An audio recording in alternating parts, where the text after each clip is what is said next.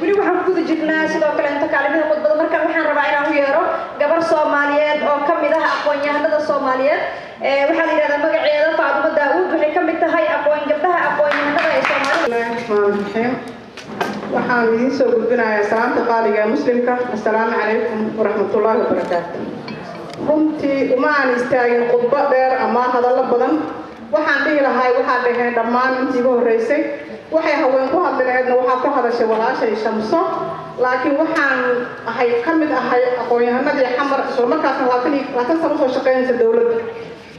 runtii dawladdu aad bay u mahadsantahay hoggaanka iyo hawsha maanta ay wado waa maalintii aan farxadda wada gelisay qof kasta banaanka joogana qalbigiisa aad u soo jeesto waxaan dhambaal aan gaar ahaan u farayaa soo iga raali ahaanayo runtii wasiirada banaanka way soo aadaan laakiin gudaha lagama qabto waxyaalaha loo baahnay arrimaha bulshada waxaan hambaryo ay u dirtay Shamso waan ku raacsanahay hambaryo waxa wada hawsha ninka la yiraahdo tarsan isla markaasna sportigii isku duubtay oo taa wasiirka sportiga hawshiisii la wareegay oo qabtay waan u hambaryeynaa intii dhimatay ciyaartooyda waxaan leenahay Allah u naxariisto inta dhaawacana Allah caafiyo bulsho isku darka ama isku bulsho isu imaatinkeeda kulanka waa noloshii nabadda furaheeda Saacid al-Basiir adoo naga raali ahaanayo shirkan oo ka hadlay walaalkay hanti wadaag oo anaga kulli cuqdana wada gashay hadaan nahay Soomaali baranayso haddana waxaan leenahay Soomaali waa Soomaali baa leh waxaan nahay ku-arka ee isku diin waxaan nahay doqonnimadan waxaa ka weyn in la kaashado kalaamka Ilaahay ee la qabsado xariga Allah waxaad naga gaarsiinaysaa dhambaal madaxweynaha markuu ugu horeysa shirka marka la aadayo runtii waa nin culummo ka soo jeeda faacfaac culummo wuxuu hilmaamay aan filayaa haddana aan ku dhaliilaya anigu shakhsi ahaan kolkay la qabnaa laga yaabaa in laga tagay baryadii Alle ama saxaabadii kor loo taago runtii baryada Ilaahay dollar maaha lacagna maaha ganacsina maaha waa mid Ilaahay noogu deeqay oo na siiyay bal inta la aaday shirka Soomaali inna dagaal ku jeesatay inna ayada ku soo jeesatay waxaan meesha magaalada ka dhisan laba gudoomiye baarlamaan waa u jeednaa waxay noqonaysaa in lagu yimaado xilkaaga ganacsinimo oo ana maanta suuqlay shalay ahay baatigada inaan ku dhaho ana waxaan rabaa wasiir ganacsi oo xilka aan ka qaado haddii waxyaalaha badan aan laga hortagin cirkaan fiirinay hoos fiiriya hoos isugu soo noqda aan runtii aan codsan lahay aan soo jeedin lahaa marka tawfiiqda Allah na haleeshi mudane ra'iisul wasaare ku xigeen ahna wada dhaqaalaha haysan waa adoon Ilaahay annaga Ilaahay naga saramay Ilaahay diinta qawiga la siiyay waxaan kaloo ku farayaa oo ku diraya gabdhihii haweenka Soomaaliyeed xamar joogay dhaqaaqay inta dhalinyarada hay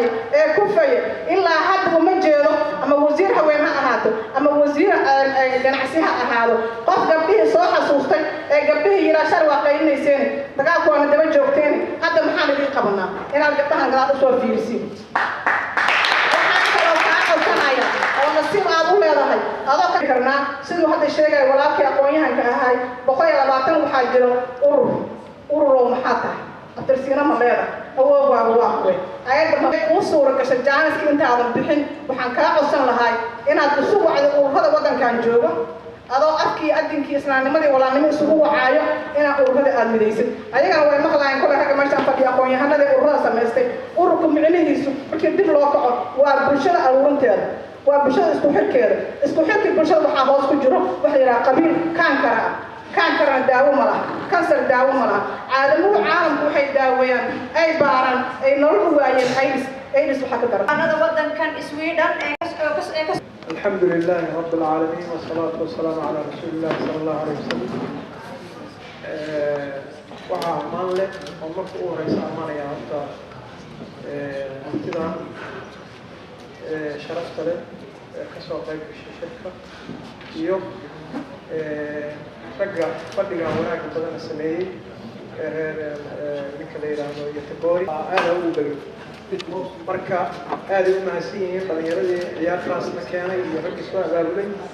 midda labaad waxaan rabaa inaan wax yar maaragtay aniga hadalka wax badan ku malihin laakiin waxaan rabaa inaan ka hadlo wax yar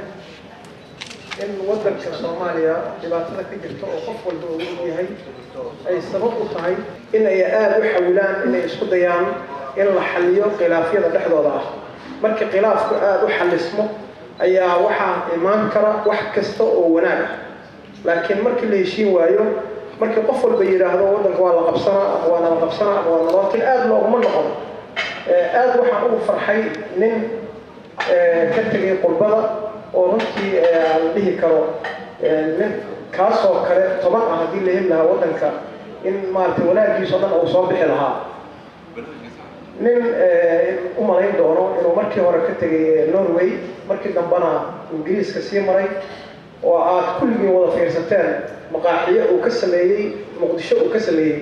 iyo hoteelo uu ka sameeyey waxyaabo aan Soomaaliya lagu samayn jirin laakiin nicmada Soomaaliya tiilay annagu aan ka indhalayn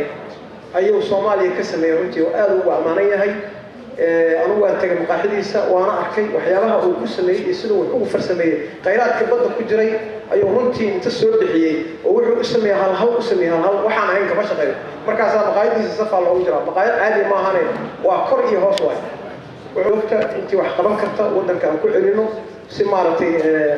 waddankeena khayraadkiisu waa badan yahay aan wax u soo saaro taas waa mid wasiirada runtii iyo ragga la midka ah waan ku ammaanaynaa annaga hadda xildhibaanada ah aad aan ugu ammaanaynaa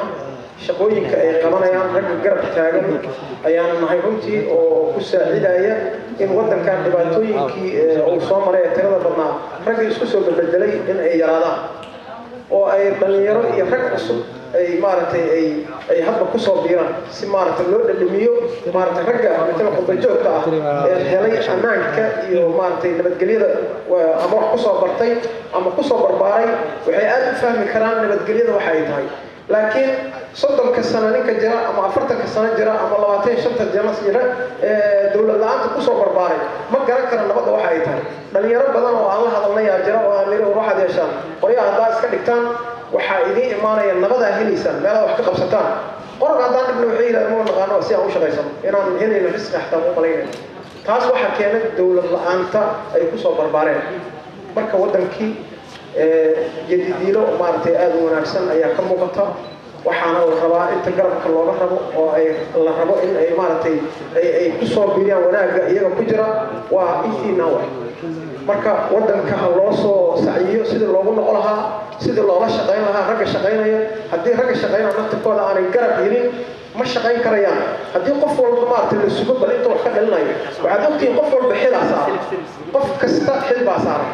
waxaana loo baahan yahay in aad ka bilowdaan meesha marka hore aad joogtaan oo jaaliyadahan aad arkaysaan lokaalada yareerka ah ee runtii aad arkaysaan gurubada u samaysan in la mideeyo oo inta la mideeyo ayaga naftirkooda la mideeyo oo hal meel la isugu keeno oo hal ra'iis